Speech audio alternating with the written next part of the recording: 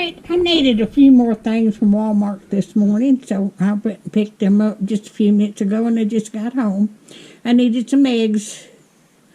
I needed some sweet relish. And I'm going to make a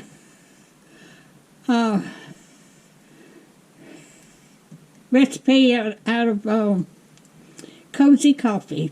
I watched another video, and it takes Ready Whip,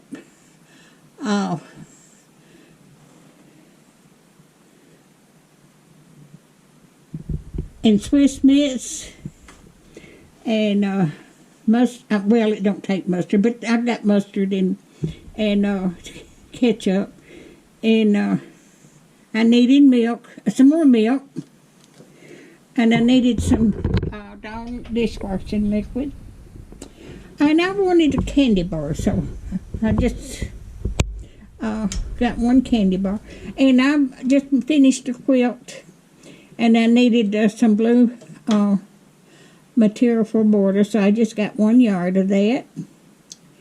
But that's what I've got, and that all